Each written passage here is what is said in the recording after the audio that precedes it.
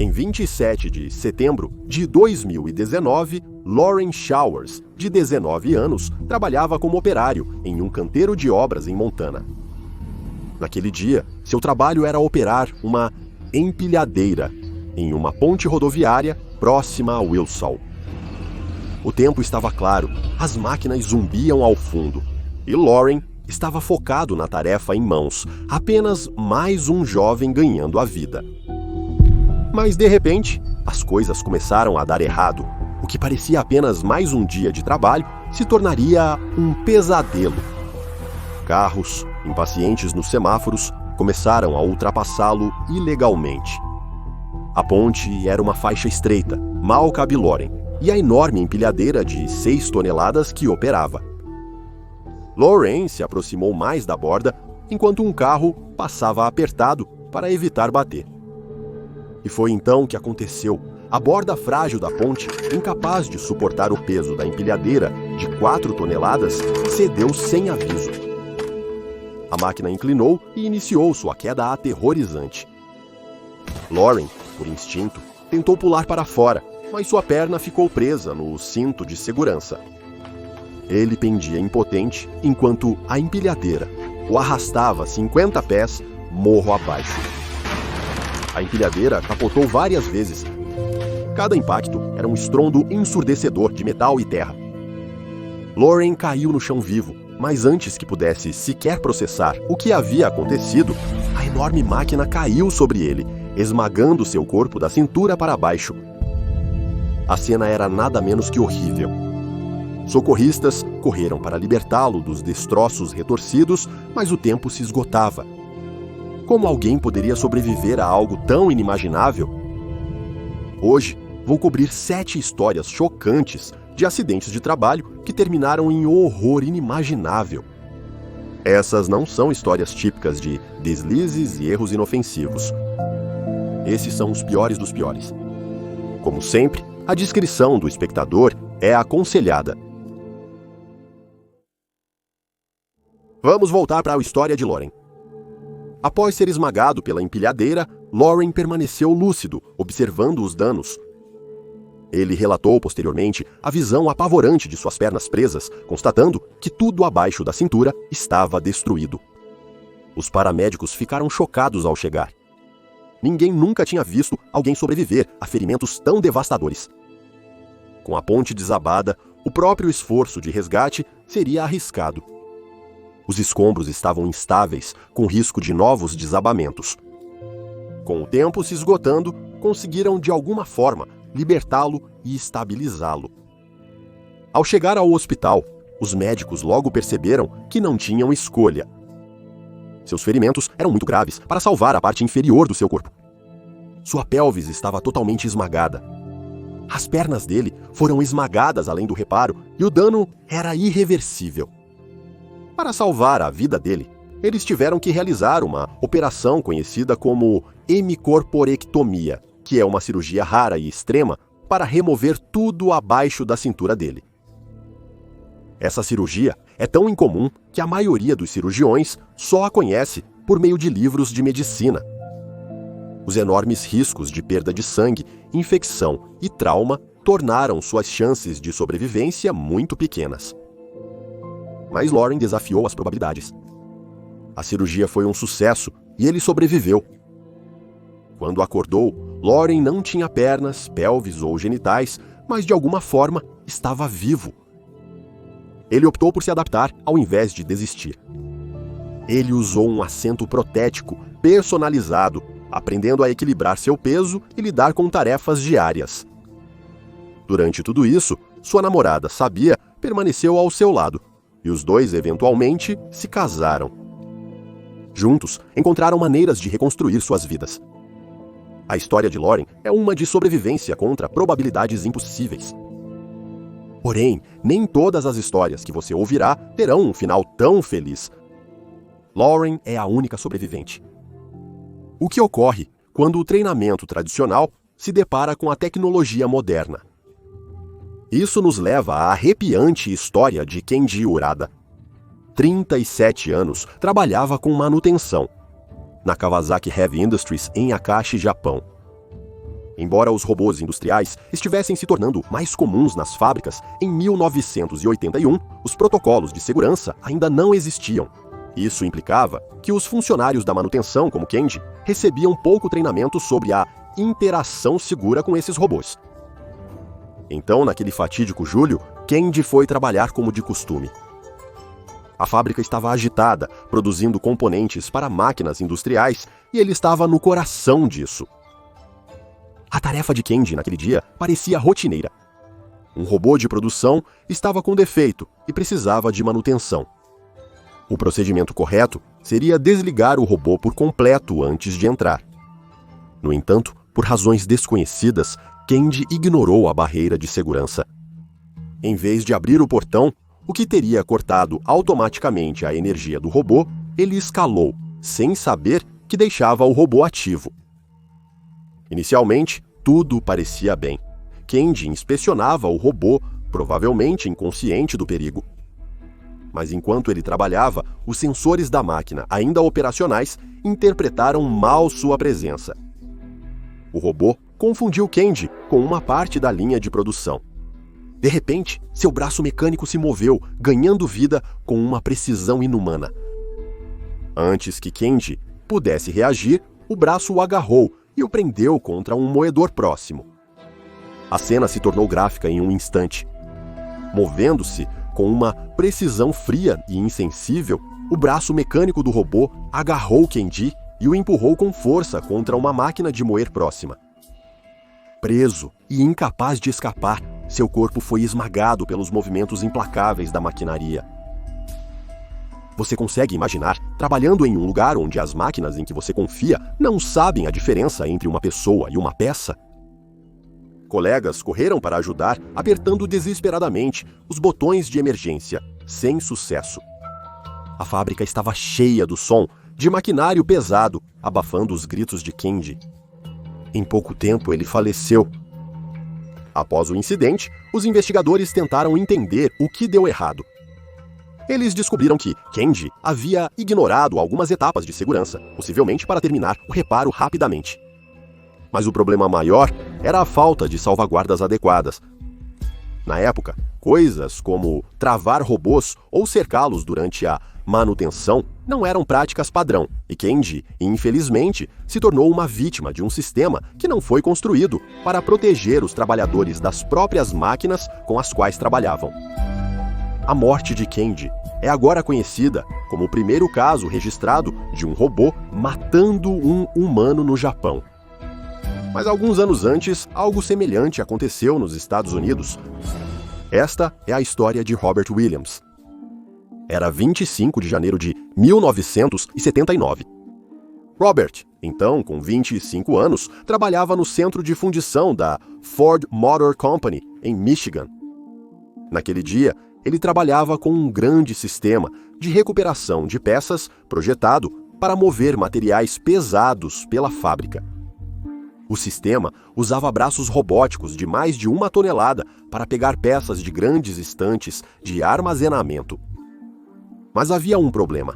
O sistema começou a fornecer contagens de estoque incorretas, mostrando que as caixas estavam cheias quando não estavam. Para resolver o problema, Robert escalou as estantes de armazenamento para recuperar as peças manualmente. Não era inédito alguém tomar esse atalho. No passado, os robôs eram lentos e os trabalhadores humanos intervinham para economizar tempo. Mas enquanto Robert trabalhava, um dos braços robóticos se moveu subitamente.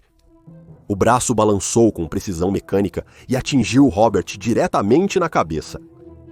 O impacto foi catastrófico, matando-o instantaneamente. Demorou quase meia hora para os colegas notarem algo estranho e encontrarem seu corpo. Uma investigação revelou os perigos do sistema. Não existiam alarmes, sensores ou barreiras para alertar os trabalhadores quando o braço robótico estava prestes a se mover e separá-los das máquinas. Os trabalhadores acreditavam que, sendo cuidadosos, os robôs não seriam uma ameaça. Mas o robô, projetado para a eficiência, não via Robert como uma pessoa, apenas mais uma parte do ambiente. A morte de Robert mostrou uma dura verdade sobre acidentes industriais. não há malícia, não há intenção, apenas força fria e mecânica. E é isso que torna essas histórias tão arrepiantes. Agora vamos deixar para trás o mundo dos robôs e olhar para algo mais antiquado. Nossa próxima história é um caso trágico que mostra como a negligência humana pode ser tão mortal quanto qualquer máquina de alta tecnologia. Esta é a história de Simon Jones. Simon, um universitário de 24 anos de Sussex, fazia uma pausa em seus estudos de antropologia. Ele era curioso sobre o mundo e apaixonado por justiça social, frequentemente se envolvendo em ativismo por um tratamento justo dos trabalhadores. Simon adorava viajar, conhecer novas pessoas e aprender sobre diferentes culturas, o que combinava com seus estudos. Durante seu tempo livre da universidade, Simon decidiu encontrar um trabalho casual para se sustentar e ganhar alguma experiência no mundo real. Em abril de 1998, ele foi à agência de recrutamento Personnel Selection em busca de um trabalho temporário. Ele foi designado para trabalhar no cais da Euroman, em Shoreham, descarregando cargas dos navios. Simon não estava ciente dos riscos envolvidos ou de quão perigoso o ambiente de trabalho poderia ser. Para ele, era apenas uma forma de ganhar dinheiro enquanto planejava seus próximos passos, mas essa decisão lhe custaria tragicamente mais do que poderia imaginar. Em seu primeiro dia no cais da Euroman, em Shoreham, Simon chegou pronto para trabalhar. Ele provavelmente pensou que seria um trabalho fácil, só descarregar navios, um jeito de ganhar dinheiro rápido. Mas este não era um local de trabalho comum. O trabalho de Simon não era operar a maquinaria. Em vez disso, ele trabalhava no porão de carga, perto de uma enorme garra mecânica de 2 toneladas controlada externamente. Mas o cais era um lugar perigoso, cheio de maquinaria massiva, carga pesada e atividade constante. Era um lugar onde um erro poderia custar uma vida. Simon foi designado para trabalhar no porão de um navio. Isso implicava adentrar um espaço confinado onde a carga era movimentada. Acima dele, a garra mecânica movia grandes quantidades de carga. Essa máquina não era algo que qualquer um pudesse operar. Era necessário treinamento e experiência para entender seus movimentos, seus perigos e como se manter seguro perto dela. Mas Simon não tinha esse treinamento. Ele não foi informado sobre os riscos ou como se proteger. Ele não recebeu capacete de segurança ou qualquer equipamento de proteção. Ele foi enviado diretamente para uma das áreas mais perigosas do cais, sem qualquer preparação. O trabalho naquele dia exigia que a garra levantasse a carga do porão. Simon seguia seu caminho, mas ninguém considerou as possíveis consequências. Os operadores podem ter presumido que Simon sabia o que fazia ou nem notaram sua presença lá embaixo. Seja qual for o caso, nenhuma precaução foi tomada para garantir sua segurança. Então, o inimaginável ocorreu. A enorme garra, controlada externamente, foi ativada enquanto Simon ainda estava no compartimento. Começou sua rotina usual, movendo-se com fria precisão mecânica. Mas desta vez, não era apenas carga em seu caminho, era Simon. As mandíbulas metálicas da garra o esmagaram instantaneamente.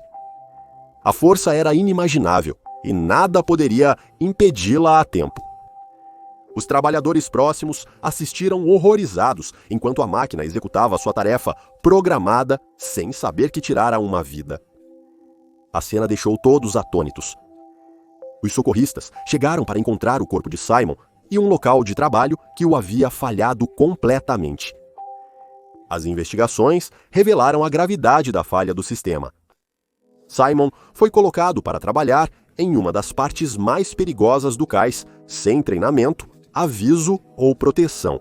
Não havia salvaguardas esperadas para um trabalho de alto risco, como alarmes para avisar quando a garra estava prestes a se mover. Ninguém checou se Simon estaria seguro no porão. Não foi apenas um acidente trágico, mas uma completa falha de responsabilidade. A morte de Simon não precisava acontecer. foi o resultado de negligência em um local de trabalho que priorizava velocidade e eficiência em vez da segurança básica. Um sistema que tratava trabalhadores temporários como descartáveis. O escândalo após a morte de Simon chocou o público e levou a um clamor por justiça. Ficou claro que a agência de recrutamento, seleção de pessoal e a Euroman, a empresa que administrava o cais, falharam em protegê-lo. A Euroman foi multada em 50 mil libras por violar as regulamentações de saúde e segurança, uma penalidade que muitas pessoas consideraram muito pequena para uma falha tão grave. A família de Simon, desolada com sua morte, iniciou a campanha memorial Simon Jones para pressionar por melhores regras de segurança e expor empresas que colocam os trabalhadores em perigo. Infelizmente, sua morte não foi a última dessas tragédias. Nossa próxima história nos leva a 16 de agosto de 2012, onde outro jovem trabalhador, em seu primeiro dia em um novo emprego, caiu vítima assim como Simon. Esta é a história de Day Davis. Day Davis era um jovem de 21 anos, cheio de esperança e pronto para começar um novo capítulo em sua vida. Ele foi recém-contratado como trabalhador temporário em uma fábrica de engarrafamento da Bacardi em Jacksonville, Flórida, por uma agência de empregos. Como muitos iniciantes, Day buscava uma renda estável e a oportunidade de construir um futuro melhor para si. Ele conseguiu o emprego e em 16 de agosto de 2012, Day chegou à fábrica para seu primeiro dia de trabalho. A fábrica era um lugar movimentado, cheio de sons de máquinas e um movimento constante de garrafas e caixas. Uma das máquinas-chave na fábrica era uma paletizadora, um enorme equipamento que empacotava e empilhava caixas de rum em paletes para envio. O trabalho da paletizadora era simples, porém crucial. Manteve a linha de produção eficiente. Contudo, a máquina tinha um histórico de problemas. Garrafas quebradas frequentemente derramavam rum nas esteiras, deixando-as pegajosas e causando engarrafamentos. Os engarrafamentos eram um problema persistente, sem solução por anos. O papel de Day, naquele dia, era ajudar na limpeza ao redor da linha de produção. Um trabalho simples, certo? Mas neste dia, o paletizador havia enguiçado de novo por causa das esteiras pegajosas e vidro quebrado. Como procedimento de segurança, um operador deveria ter realizado um bloqueio e etiquetagem, desligando completamente a máquina e trancando-a para evitar reinício durante trabalho próximo. O que se seguiu foi um verdadeiro pesadelo. Investigadores revelaram que uma etapa crítica de segurança foi ignorada. O que você acha que aconteceu? Day foi enviado para limpar vidro quebrado e rum debaixo do paletizador como parte de suas tarefas de limpeza. Essa tarefa o obrigava a se abaixar sob a pesada máquina, totalmente exposto aos seus movimentos. Enquanto Day trabalhava, o operador e um supervisor desengavetaram o engarrafamento. Assumindo que a área estava livre, eles reiniciaram o paletizador sem notar que Day ainda estava embaixo. A máquina voltou à vida. O paletizador começou a descer com precisão mecânica diretamente sob Day. Agora eu deveria dizer que o paletizador e as caixas empilhadas de rum que ele carregava pesavam mais de 2.000 libras. Para fazer uma comparação, isso é aproximadamente o peso de um carro pequeno pressionando uma única pessoa. Ainda sob a máquina, Day não teve tempo de reagir. A força esmagadora era inconcebível.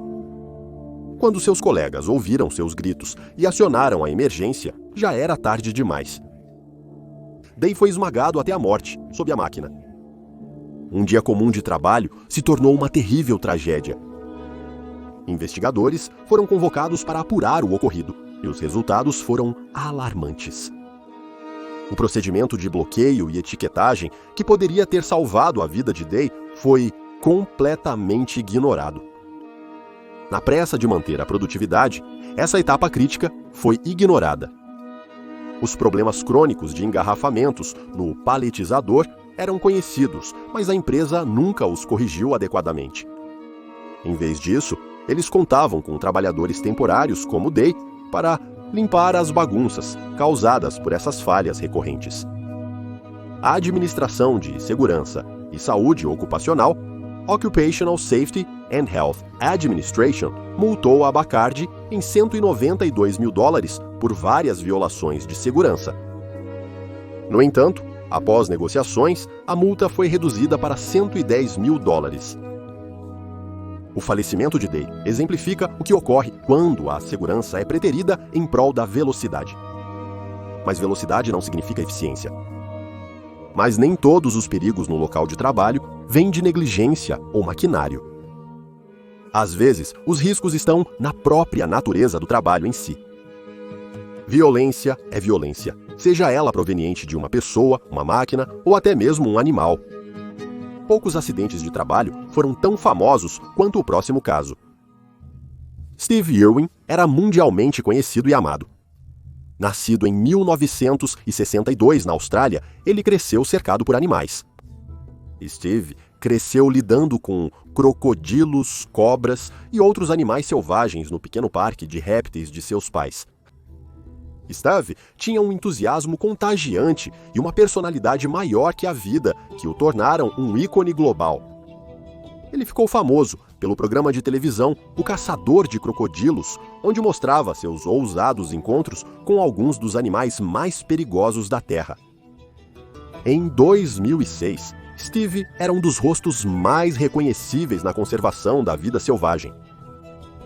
Ele construiu uma carreira assumindo riscos, desde lutar com crocodilos até resgatar cobras venenosas, sempre sorrindo e dizendo sua frase de efeito, "Crikey". As pessoas admiravam sua coragem e seu profundo respeito pela vida selvagem. O perigo fazia parte do seu trabalho, mas era um risco que ele aceitava em nome da educação e conservação. Em 4 de setembro de 2006, Steve filmava o documentário Os Mais Mortais dos Oceanos. O projeto focava em criaturas marinhas perigosas. O vídeo foi gravado na costa de Queensland, na Austrália. Naquele dia, a equipe o estava filmando em águas rasas, capturando imagens da vida marinha para o documentário. Enquanto buscavam animais interessantes para filmar, encontraram uma grande arraia descansando no fundo do mar. As arraias são geralmente dóceis e raramente ameaçam os humanos, exceto quando se sentem ameaçadas. Para Steve, isso parecia um encontro calmo e rotineiro, comparado aos crocodilos e cobras venenosas que ele costumava lidar. Steve se aproximou da arraia para filmá-la de perto. Como sempre, ele se movia com cuidado, tentando não assustar o animal, mas, em algum momento, a arraia pode ter se sentido encurralada ou ameaçada. Em uma fração de segundo, ela chicoteou sua cauda, atingindo Steve várias vezes no peito com seu ferrão venenoso. A equipe correu para puxá-lo para o barco, mas já era tarde demais. Ele morreu em poucos minutos. Todo o incidente foi registrado em vídeo, mas as imagens não foram divulgadas publicamente a pedido da família. O choque se espalhou pelo mundo. Steve Irwin manuseou alguns dos répteis mais mortais do planeta, muitas vezes com um showmanship extravagante, o que fez as pessoas pensarem que se algo acontecesse com ele, seria por um crocodilo ou cobra venenosa. Mas foi uma arraia. Mortes por arraias são extremamente incomuns. Na Austrália, houve apenas um outro caso fatal envolvendo arraias antes do ocorrido com Steve. O derramamento de luto foi imenso. Milhões de fãs lamentaram sua perda, lembrando dele como um aventureiro audacioso e um homem que realmente se importava com os animais com os quais trabalhava. No entanto, mesmo em meio a esse luto, sua morte provocou uma estranha vingança contra as arraias. Nas semanas após o incidente, dezenas de arraias foram encontradas mutiladas na costa da Austrália em uma vingança equivocada.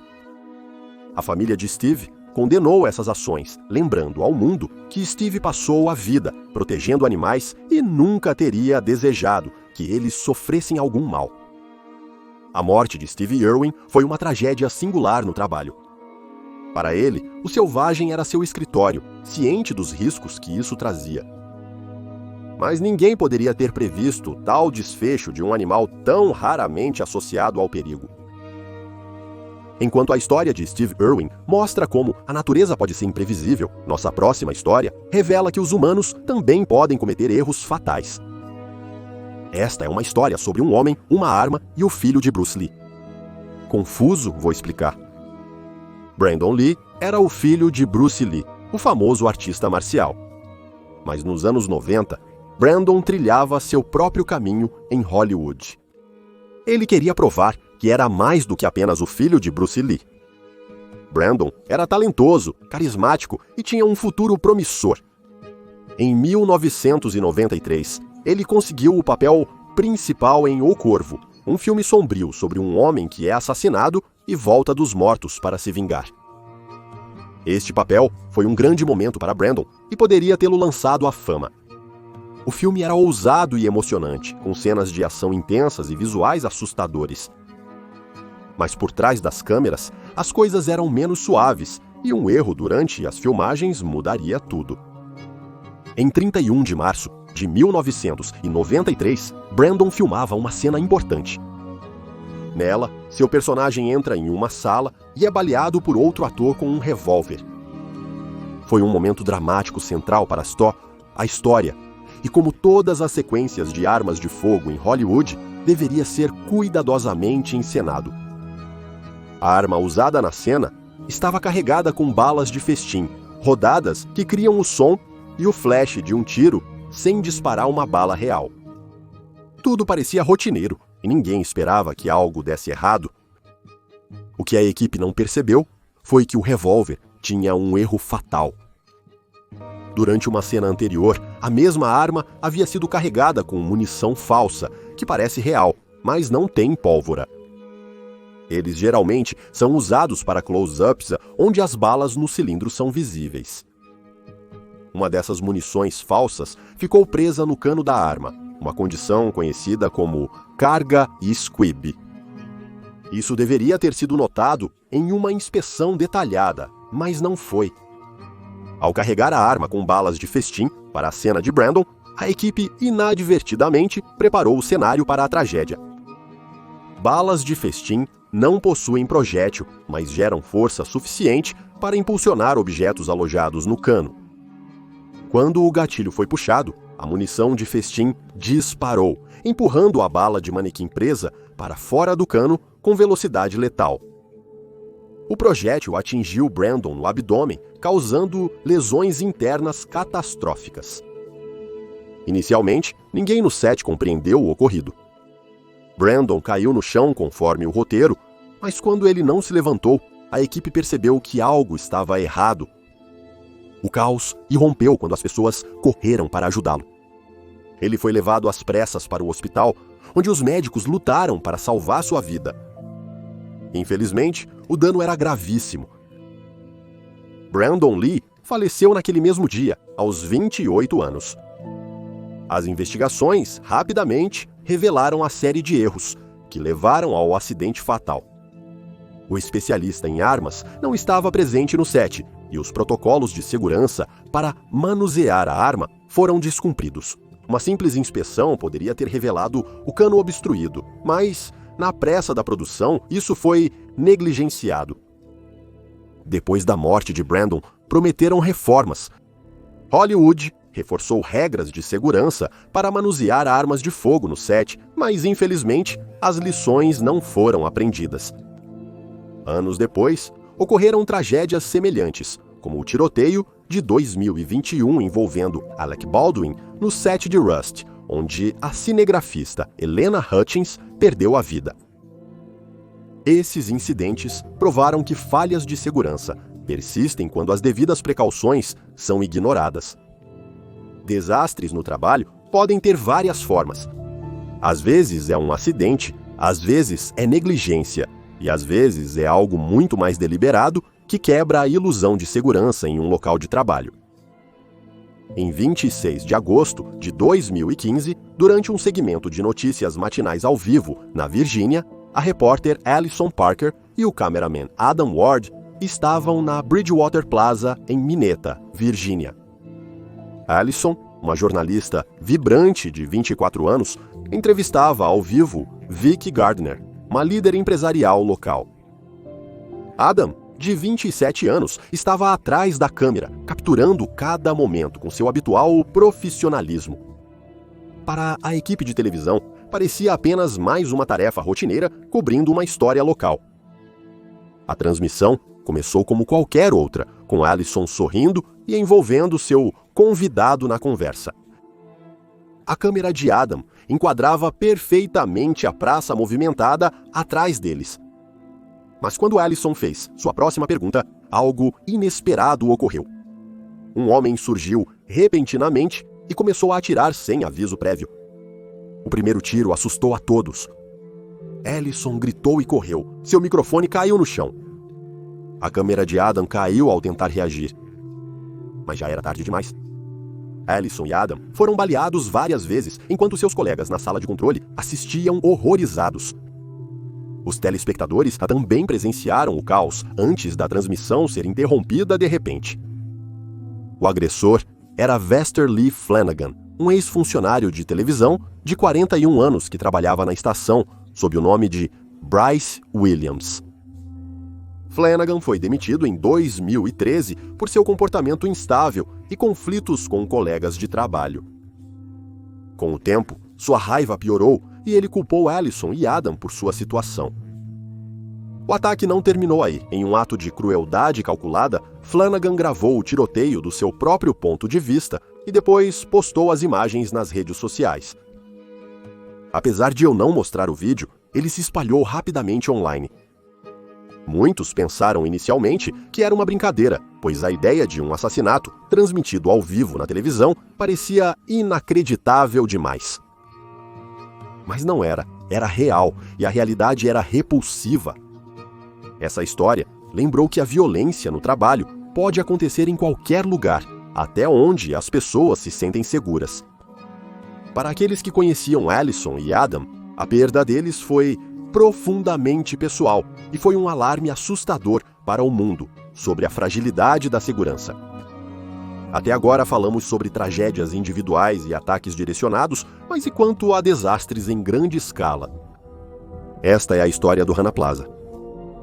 Rana Plaza era um prédio comercial de 8 andares em Dhaka, Bangladesh. Foi construído em 2006 e abrigava várias fábricas de vestuário que produziam roupas para grandes marcas internacionais como Primark, Walmart e Benetton. Milhares de trabalhadores, principalmente mulheres, faziam longas jornadas no prédio, costurando roupas que seriam vendidas globalmente. Para muitos desses trabalhadores, o emprego era seu sustento. Ele fornecia uma renda pequena, porém essencial em um país com poucas oportunidades. Em abril de 2013, o Rana Plaza se tornou um agitado centro de atividades. Mas o prédio não foi feito para abrigar fábricas. Originalmente projetado para locos e escritórios, mas mal construído e com muitos problemas. Andares foram acrescentados ilegalmente com materiais de baixa qualidade. Em 23 de abril de 2013, os trabalhadores viram algo alarmante. Grandes rachaduras apareceram nas paredes e pilares do prédio.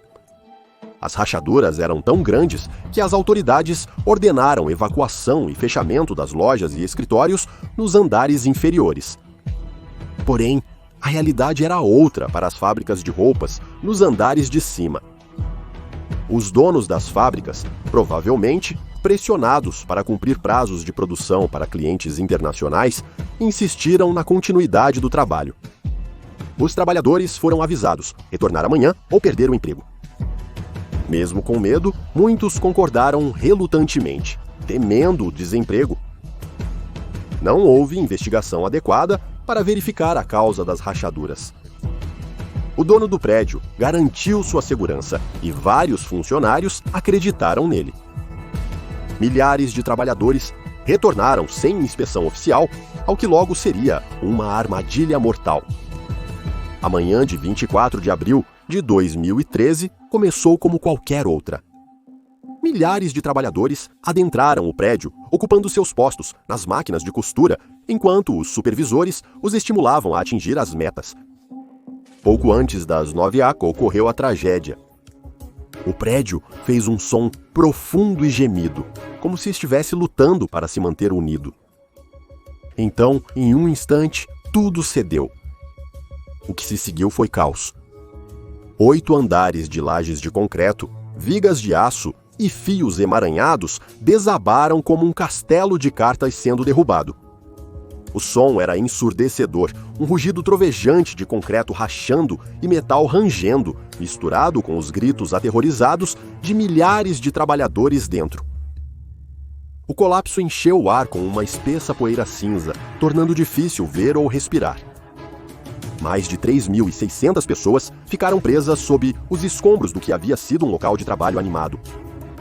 Gritos abafados por socorro ecoavam sob os escombros, uma cena de destruição total, com fragmentos de máquinas de costura, roupas e vidas em pedaços. Um pesadelo se tornou realidade. O colapso pode ter parecido súbito, mas foi mesmo? As rachaduras nas paredes e pilares estavam praticamente gritando que algo ruim estava prestes a acontecer. Não foi como se não houvesse nenhum aviso.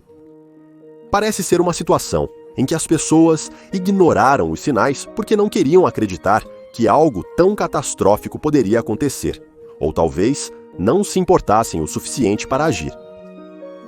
Faz você se perguntar quanto poderia ter sido evitado se alguém tivesse levado essas rachaduras a sério. Você não acha? De qualquer forma, o caos que se seguiu durou por dias. Sobreviventes presos nos escombros descreveram os momentos horríveis após o colapso. Escuridão total, o calor sufocante e o som de gritos ao redor deles. Alguns estavam presos sob vigas pesadas, imóveis, enquanto outros se agarravam à vida em pequenos bolsões de ar. Muitos morreram instantaneamente, mas para outros, o pesadelo se arrastou por dias. Os esforços de resgate começaram quase imediatamente, mas foram caóticos. Voluntários e socorristas, armados apenas com pequenas ferramentas em suas mãos nuas, cavaram através dos escombros, ouvindo por gritos fracos ou sons de batidas. Imagine ser um dos times de resgate, ajudando uma pessoa enquanto ouve sobre outro sofrimento. Para alguns sobreviventes, a única maneira de salvá-los era amputando membros presos sob o concreto para libertá-los antes que sucumbissem à desidratação ou infecção. Quando os esforços de resgate terminaram, o número de mortos havia ultrapassado 1.100, com mais de 2.500 outros gravemente feridos. A cena era como a de um filme de terror. Com a poeira assentando, questionava-se como tal tragédia poderia ter ocorrido. Investigadores foram convocados para apurar o ocorrido e as descobertas foram condenatórias. O edifício havia sido construído sem as devidas licenças e a adição ilegal de andares extras sobrecarregou sua estrutura. Lembra do que eu disse antes sobre como ele não deveria abrigar fábricas? As vibrações das pesadas máquinas de costura enfraqueceram ainda mais a estrutura, tornando o colapso inevitável. Porém, mesmo com os sinais de alerta evidentes, os donos da fábrica ignoraram os riscos e obrigaram os funcionários a voltarem para uma armadilha mortal. O desastre do Rana Plaza tornou-se um escândalo global.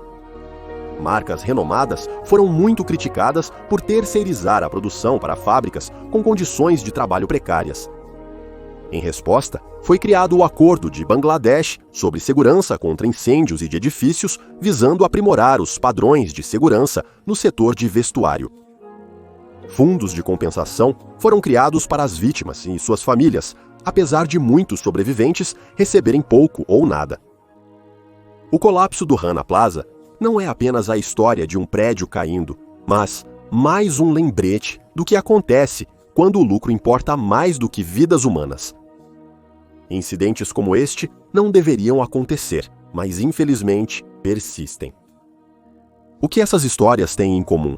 Seja um desabamento, falha de máquina ou violência, elas mostram o terrível custo de ignorar a segurança e colocar o lucro ou a negligência em primeiro lugar. Essas tragédias nos lembram que, por trás de cada número, existem pessoas reais com vidas, famílias e sonhos, e cabe a nós garantir que suas histórias jamais sejam esquecidas.